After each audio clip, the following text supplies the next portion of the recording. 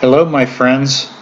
In this part 6 of making the Windsor chair, I'm going to show you how to mount the armrest and the spindles. Drilling these holes for the back spindles, we want to make sure that it's perfectly vertical and it has to lean backwards just slightly. The arm, when it's sitting here, should be the inside edge here should be aligned up with the back of the chair. Sighting straight down the back, this back edge of the armrest should come to the back edge of the seat. That's the proper alignment. The height should be about 8.5 inches tall. So I'm using a square to keep it vertical, and this has to be guessed at the angle. And I'm step drilling so that I can adjust the holes, and this is definitely smaller than the spindle that's going to go in, but I'm using this as my gauge.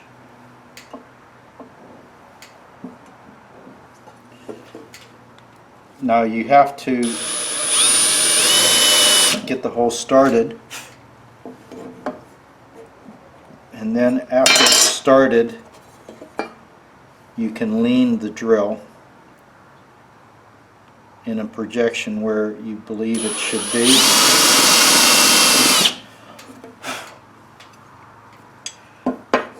And I put a piece of tape. I don't want to come through the bottom.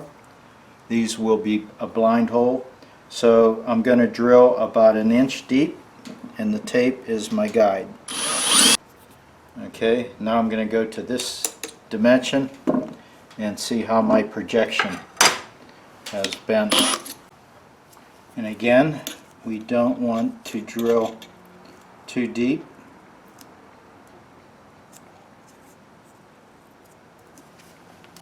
So there's my mark.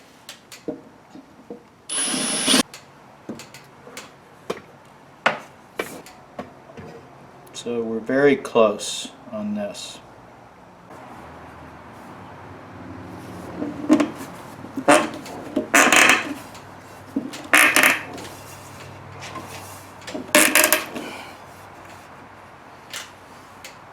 Perfect fit. Center spindle is set into the armrest, and it should sit at about 8.5 inches to the armrest. Now from that center one, I'll go and put in the 2 outward spindles, and those will sit at approximately 9 inches. So that'll be adjusted that way.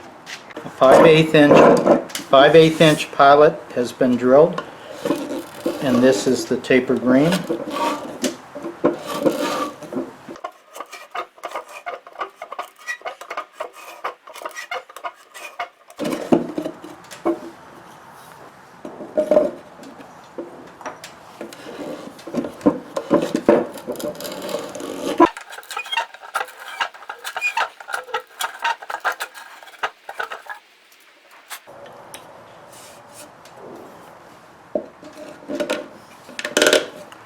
That's the perfect angle, perfect match, and it locks those in very tight.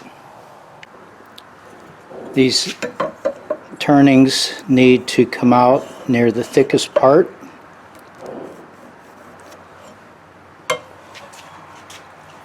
So we're going to put it right in there. Again, this hole has to match the angle of the spindle, so I'm going to step drill it, and the reason I'm doing that is if I have to make adjustments, I can twist my bit to make it comply with the proper angle.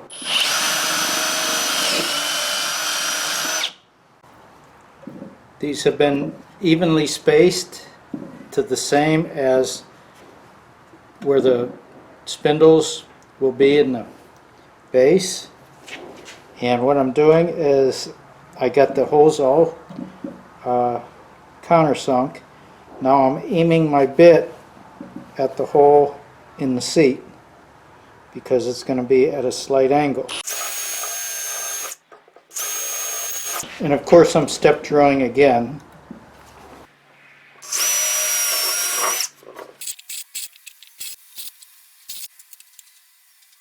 I take these holes to 3/8 diameter, the size of the spindle.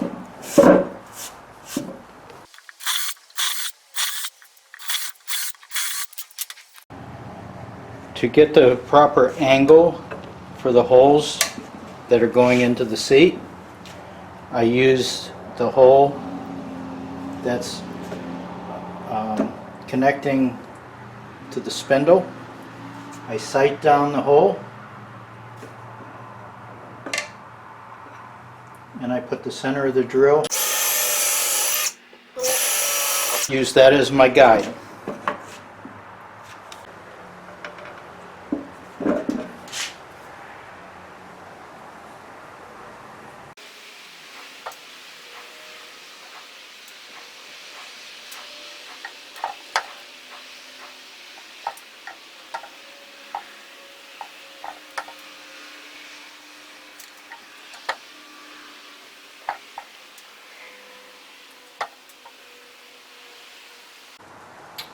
When you glue this in, put the grain running this direction. Reason for that is when you set the wedge in the top, the handle of the grain is running this way. You want the wedge to cross it like this, so it doesn't split the handle.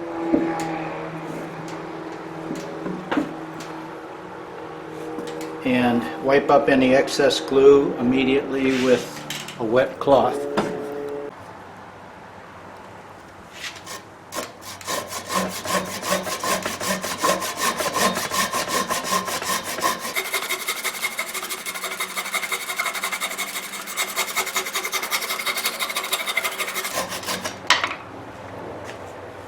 Leave about 1/8 of an inch protruding. Then we're going to set the wedge, setting it at a diagonal.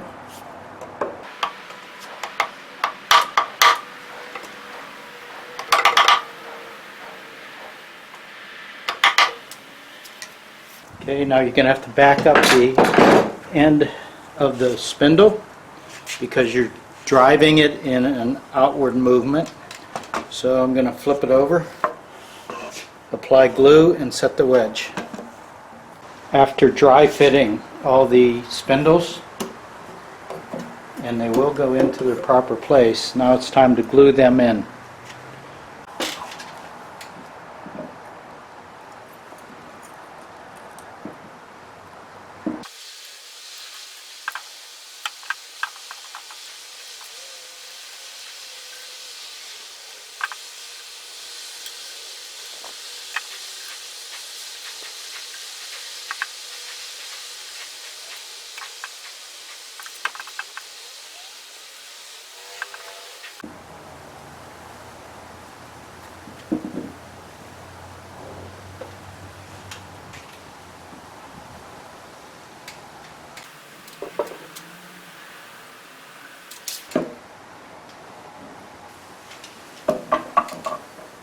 These two short spindles on each side are going to be the only ones that will be glued in.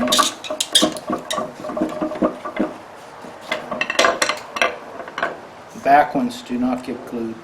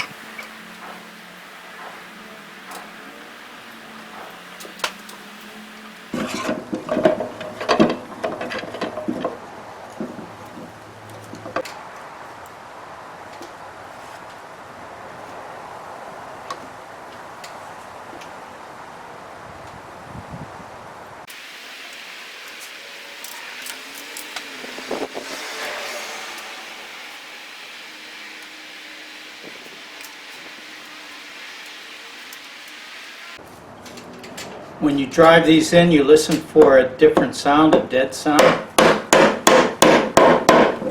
and that lets you know you bottomed out.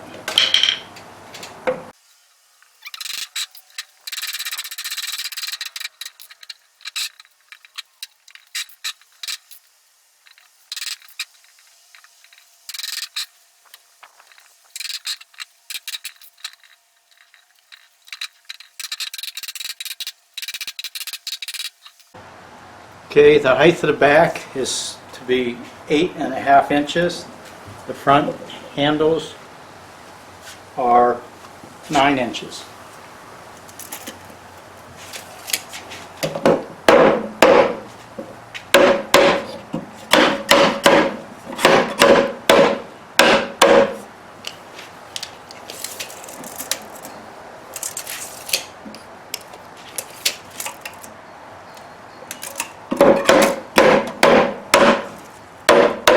Eight and a half.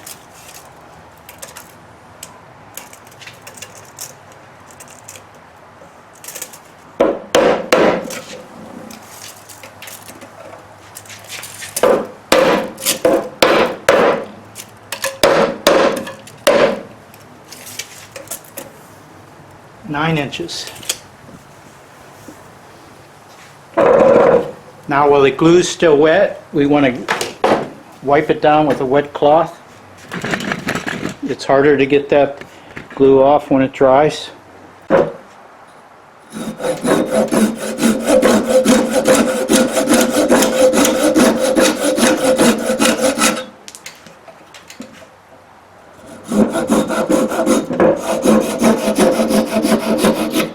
Cutting these off in preparation for wedges.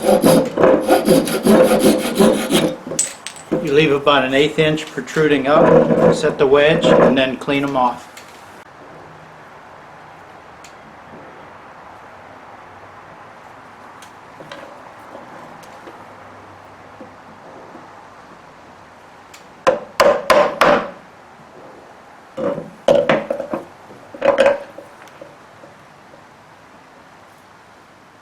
The ends that were cut off can be used as wedges, sharpened into wedges.